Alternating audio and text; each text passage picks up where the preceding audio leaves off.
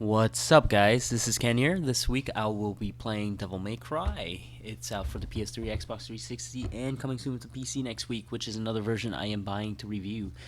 The game itself, well, let's get this straight. I am not a hater of the Devil May Cry series, nor am I a fanboy. I'm just gonna point out some flaws and some good stuff about the game. The main question is, people are telling me, let's get down to the point. Is this game worth $60? Well, keep in mind that you have to take into consideration that this Devil May Cry is a reboot in a parallel universe, not a sequel to your Devil May Cry franchise. Well, the thing is, it's really dependent on preference-wise on what you see and if you like what you see. To most Devil May Cry fans, I know you're still playing it, but you're going to hate it. And of course, I know the people who are new to the series are probably going to love it. In fact, some of them think it's the best game they've ever played. It's all in perspective. The thing about this game is it does have some great qualities to it, and it does have some flaws to it. The main quality to this game is probably the combat system. It's pretty versatile. Now, the reason I said that is because the combat system revolves around demonic weapons, angelic weapons, and guns. You get 3 types of guns, 2 demonic weapons, and 2 angelic weapons. And with those weapons, you can actually mix your combos up a bit and do it more fancy. The fancier you do your combos, the more points you get. Now with the points, you can basically compete on the leaderboards and see who's the best of them all and getting the most points, or you can pretty much spend your points on items and also skills in the beginning of the game. The other second strong point about this game is the graphics to the game. The graphics and the level designs are amazing this time around. I mean, you can really tell they put a lot of work to the environment.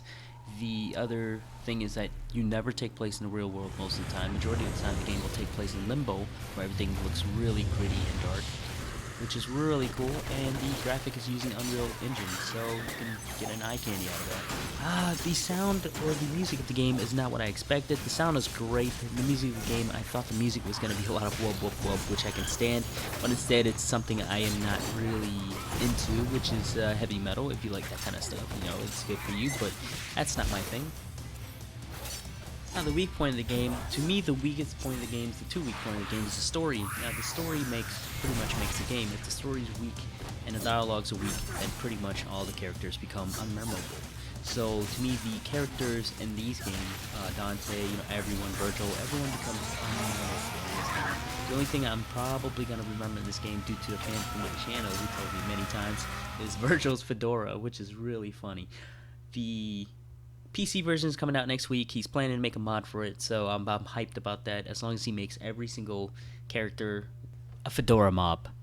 To me, the second weakness of the game is going to be the way the enemies are set up. Now, the enemies are set up in certain times where you get mobs of them. You're going to have fun flying around, beating them up, doing fancy combos.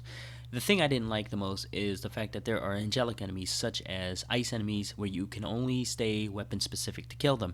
Now, the thing about weapon specific enemies is that you have to switch that weapon by holding your trigger buttons and basically hold it down. For example, ice enemies would be angelic enemies, you have to use angelic weapons, or fire enemies would be demonic enemies, and you have to use demonic weapons. The problem with this is it becomes more of a chore to kill these annoying guys than really all about the fun anymore, because it's really tough to keep staying with the same weapons. It's weak, it's not as strong, and you can't use your gun and sword, which is kind of disappointing.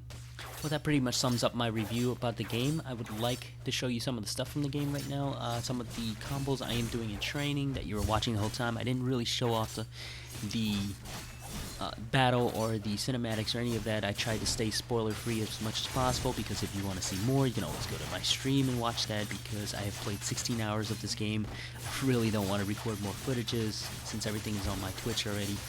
The game itself is not a bad game, like I said before, as people are making it out to be, and it's not the greatest thing in the world. So, is it worth $60? Well, that's dependent on you. For me, this game is worth about $40. You might want to wait for a price drop, or you might rent the game and save yourself the money, because next week, Ni no Kuni is coming out, so that is going to be an amazing game. I'm definitely checking that out and throwing up a review about it.